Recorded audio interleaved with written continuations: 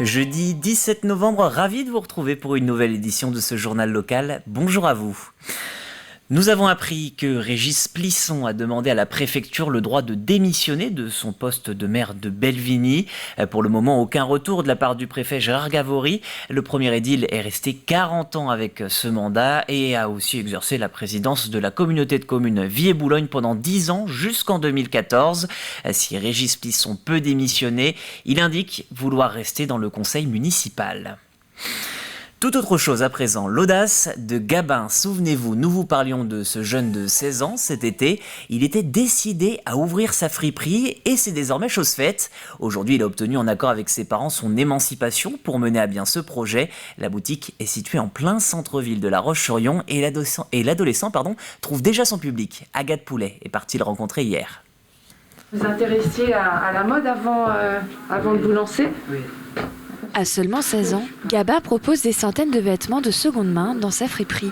Les clients sont contents de venir chiner et rencontrer le propriétaire. J'ai un ami qui m'a parlé de l'ouverture de cette boutique. J'ai dit quand j'aurai une petite demi-heure, je passerai. À tout âge, on peut réaliser ses rêves et donc que ce soit plus jeune ou plus âgé, je trouve ça génial. C'est un énorme projet, j'imagine même pas tout ce qu'il y a derrière. Je trouve ça incroyable. J'aime beaucoup les friperies et je trouve que c'est très mignon, très bien fait. Donc je suis contente, comme un premier tour et j'en ferai plusieurs, je pense. Fourni par des entreprises de seconde main en France, en Italie ou encore en Angleterre, Gabin prend le soin de mettre des nouvelles pièces chaque semaine. Pour lui, il était important de proposer le concept de la vente au kilo, qui est très avantageux pour les clients. Par exemple, imaginons cette jupe, c'est une couleur jaune. Parce que du coup, vous avez plusieurs catégories de prix avec différentes couleurs qui correspondent au prix au kilo. Et après, du coup, là par exemple, c'est une jupe avec une étiquette jaune. Du coup, on tare la balance. On met bien dedans. Et puis, par exemple, ça ferait 6,36 € la jupe. Afin de réaliser son rêve d'ouvrir une friperie, il a dû demander l'émancipation de ses parents pour pouvoir créer son activité commerciale.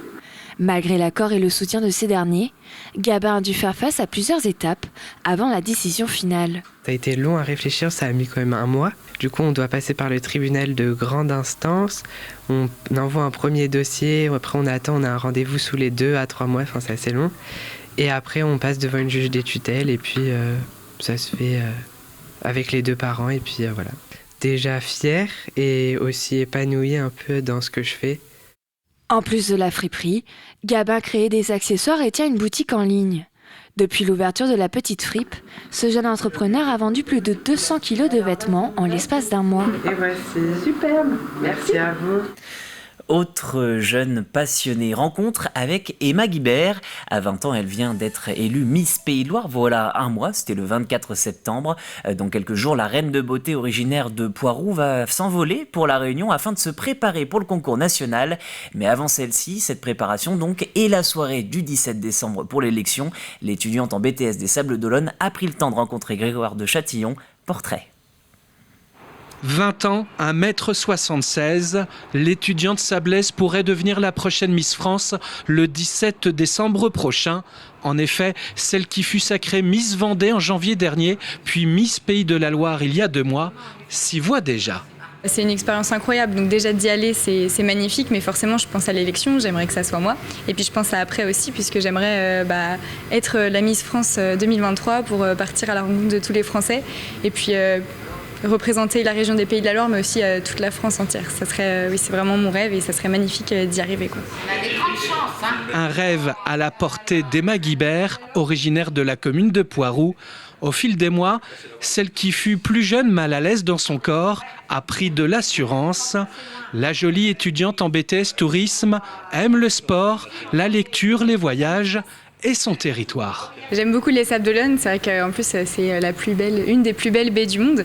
Et puis je fais mes études au Sable depuis la seconde, donc j'aime beaucoup me promener sur le Remblai, aller à la plage. J'aime beaucoup ma petite ville de Poiroux aussi parce que c'est tout petit mais c'est aussi très mignon et très authentique. C'est bien représentatif de la Vendée avec le lac de Finfarine où je vais souvent me promener et courir. On se lâche, libre, profiter. Miss Pays de la Loire a le cœur en Vendée, un cœur qui dépasse désormais les frontières du département. J'ai pas de petite amie. Pour l'instant, mon cœur appartient à la région des Pays de la Loire, mais peut-être à la France, je l'espère, dans un mois. Réponse le 17 décembre prochain pour l'élection de Miss France 2023. C'est la sélection qui est là-bas, en fait. On a un mois de préparation. Allez, un mot de sport en basket, suite de l'Eurocup hier pour les féminines du RVBC. Une campagne bien compliquée puisque les Tigresses se sont inclinées pour la 3e fois en 4 rencontres. Hier, après 16 heures de trajet, elles affrontaient les Italiennes de Sassari. Score final sur le parquet de Sardaigne, 77-65. Malgré la victoire de Charles Caudrelier, la route du Rhum continue, une course endeuillée par le décès de 2 personnes lorsque le vainqueur est arrivé. Toutes les festivités sont d'ailleurs pour le moment ajournées en signe d'hommage. Côté course, hier soir, l'ultime Sodebo de Thomas Coville est arrivé à 20h52. Il se classe 3e derrière François Gabard en 7 jours, 6 heures, 37 minutes et 25 secondes. Je vous propose d'écouter les premières réactions du 3e de cette 12e édition. J'ai l'impression d'être un privilégié incroyable que d'avoir eu le droit de faire ce match avec ces 2 autres athlètes. Je me suis vraiment éclaté, comme jamais. J'ai jamais... Et pourtant, je pensais en avoir fait. Et pourtant, je pensais en avoir vu. Et on va pas réécrire l'histoire. C'est Charles qui a gagné. Voilà. Je suis très heureux ce soir d'avoir eu la chance de vivre un match pareil avec des athlètes pareils. Voilà pour ces beaux premiers mots. Dans les autres catégories, peu de changements en IMOCA pour les 3 Vendéens, Benjamin Dutreux, Arnaud Boissière, Emmanuel Cousin. En revanche, en classe 40, Xavier Macaire est à une 30aine de milles du premier. Le skipper vendéen est revenu à la seconde place selon le pointage de 11 heures. Avant de se quitter, pour ses 35 ans, Poupée vient d'annoncer une toute nouvelle animation ce matin. Le festival propose un train de Noël les 17 et 18 décembre à Saint-Malo-du-Bois. Le Malouin Express vous permettra de découvrir le Père Noël, visionner le film anniversaire et de participer à plusieurs activités. Un concert en hommage à Claude François, Johnny Hallyday et Michael Jackson, un record du monde de danse traditionnelle ou encore un spectacle de jet d'eau. Si vous êtes intéressé, rendez-vous sur le site du festival pour célébrer et bien sûr réservez vos places qui auront donc lieu dans un mois tout pile. Voilà pour ce journal, je vous remercie de l'avoir suivi. Le prochain point en direct sur l'actu, vous le savez, c'est à 18h, on se retrouve tout à l'heure avec grand plaisir. À tout à l'heure.